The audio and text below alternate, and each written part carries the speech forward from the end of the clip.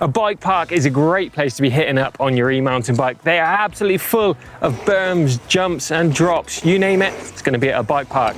And an e-bike just allows you to smash a load out of laps out in a very short time. It's a good tool for the job. So today, I'll be talking you through setting up your e-bike for bike parks and a few little techniques.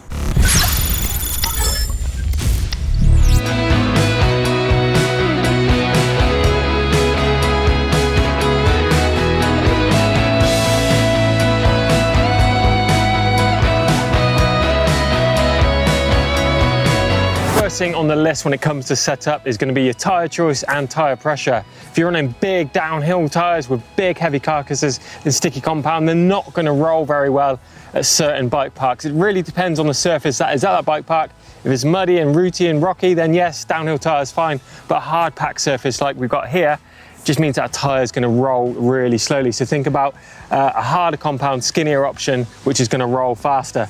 And when it comes to pressure at a bike park, again, hard pack bike park like this, tend to run around 35, 40 PSI in my tyres, just to make that tyre more predictable and it's not going to squirm around, particularly on hard landings or on takeoff. It just makes it a lot more stable.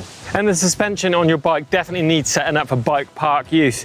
In general terms, you run the suspension a bit stiffer than you would do for normal trail riding. And that's because there's a lot of big impacts here and some sharp takeoffs. I mean, if you've got your suspension set up quite soft, you're going to have a bit of an unbalance, particularly if you've got a soft fork, you're going to dive on sharp takeoffs and you don't want to be bottoming out all that suspension all the time.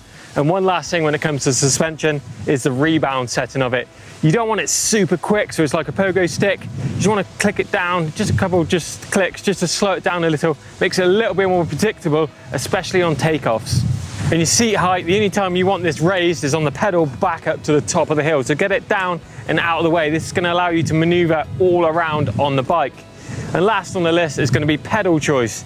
Now, if you run clips, probably not a great idea at a bike park, just in case you need to get off that bike, or if you crash, it can lead to you being attached to it. So stick a set of flats on, it's going to lead to a lot better technique too.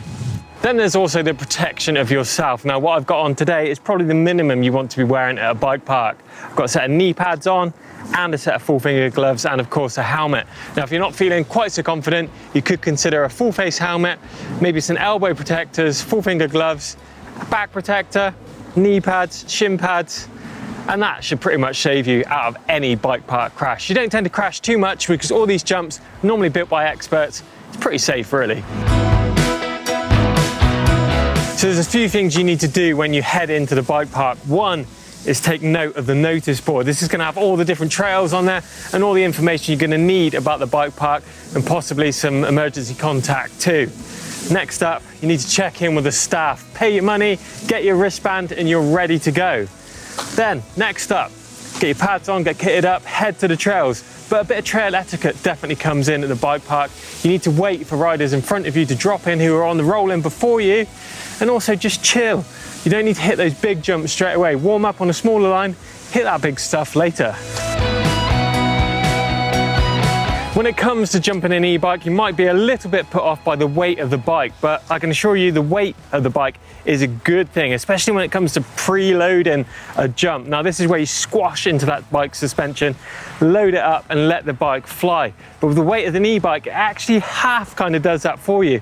All you need to do is get your timing right on a jump like this and you'll sail over it with ease. But as with anything, we're going to start really small, jumping just a few feet, and progress to clearing the whole way across this table. We're going to break it down in a few easy steps.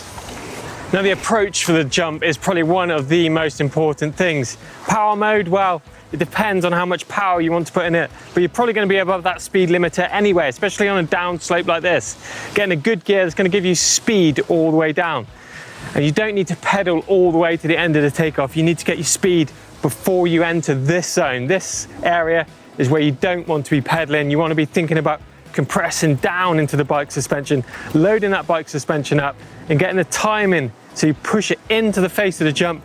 And as that front wheel leaves the top of the lip, that's when you want to extend your body and use the pop of the suspension to send that bike over the jump. Now, when you're hitting these jumps for the first time, it's a good idea just to roll over them nice and steady. That way you're going to get an idea of the entry speed and you're going to get an idea of how aggressive and steep that takeoff is and what it's going to do to you. So I suggest literally just rolling over it first time. Next time, popping it a little bit, maybe jumping to halfway, then work 3/4, then work your way up to clearing the whole thing nice and smoothly. And the best way to get this nice and smooth at the landing is to touch down both wheels together with a slight nosedive into it. That way you're gonna get a load of speed ready for that next jump. So what's next after you cleared that tabletop jump? Well, it's going to be the double jump with that scary gap in the middle. Now, it's not really any different technique than it is to jump in a tabletop, to be honest. You just got that earth removed, and all I suggest you do is look at the tabletop you're comfortably jumping already, take note of the flat section on the top, maybe even measure it, walk along, see how far you think it is, then find the equivalent double. Now, visually, a double does look mentally a bit more challenging, but if you've got the skills to clear a tabletop the equivalent size, that is no different.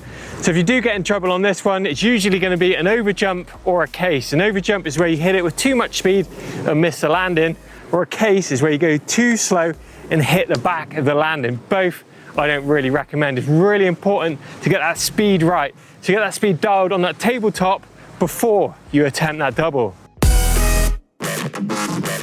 Now, the other jump you might find at the bike park is going to be the hip jump. Now, these are quite intimidating. You've got a 90-degree angle to land at, be it left or right. They can go both ways.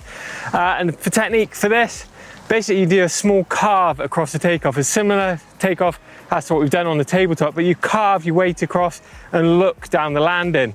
That's the main part of this. If you look as to where you're going, exactly the same as jumping that table. You just do a twist of the hips, twist of the bars, drop that shoulder in, and the bike will come down nicely into that hip jump and get ready for that next feature.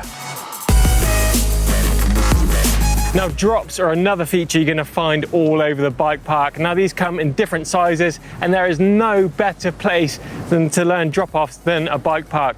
You've got big, wide, man-made takeoffs that are really predictable. You've got nice, long, man-made landings again, which match a perfect angle. If you want to learn drops, the bike park is the place to go. Now, one important part of doing a drop is checking the run in and the run out.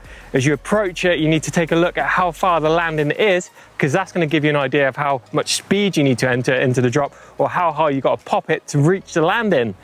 Now, you take this all into account, look at your line, almost take a photograph of that drop as you get here so you can see it, memorize that, go back to the takeoff, and think about the speed that you need. You come into the drop nice and confident, commit to it. You don't want to be backing out or braking or pedaling before the takeoff. So just come into there, get the speed right, cruise in. As you get to the edge of the takeoff, you just need to give that fork a little squash, lift the front end up, get your weight into the middle of the bike, and just adjust your weight to make sure that those wheels touch down two wheels nice and smoothly together. Now, another fun feature you're going to find at the bike park is going to be the Wallride. Now, these vary as to how steep they are and the takeoffs on and the landings off of them. They can be quite an intimidating feature if tackled in the wrong way, but in reality, most of them are fairly similar to riding a berm. The technique for a wall ride will depend on how steep the wall itself is. If it's quite a slanted one like we have here today, then the technique is fairly similar to railing a steep berm. You just come in with some nice speed, look on the wall where you want to go, carve that bike across the takeoff, put your wheels on the wall and angle the bike to match the angle of the wall that you're riding. Then drop your shoulder, look down, point your handlebars, and you'll just ride straight back down the wall. If the wall's a vertical type, then you need to do a small bunny hop and place your wheels back down to the flat ground or the landing that meets you down below. Now, with the wall ride, there's a couple of contributing factors that can make or break your wall ride. First up is going to be the entry speed. The faster you go, the higher up the wall you're going to go. Pretty simple. Then there's the trajectory that you enter the wall ride at. If you enter more facing up the wall like I am now, you're obviously going to go higher, but then you need to think about your return. It's also going to be sharper. If you come in at more of an angle, you're going to go across the wall more. So just mix up those angles, mix up the speed, and try and get the right formula for that amazing wall ride. And I want to see you guys at the top of that thing. And last on the list is this monster. I mean, look at the size of that heap of dirt and the size of that takeoff. that must be a good 8 foot, 10 foot tall, possibly over my head. Now this is the step up jump. Now this is for expert riders to practice their tricks on. You have a steep takeoff that's really going to fire the bike up into the air. You have quite a flat landing, meaning the rider actually drops down onto the landing instead of going forwards with forward speed. It's quite a safe jump for the riders to dial in that trick. You might find ones that even have soft landings, like this one has a wood chip mulch landing, meaning again, if you do hit that dirt, it isn't going to hurt as much as slamming into this rock hard stuff.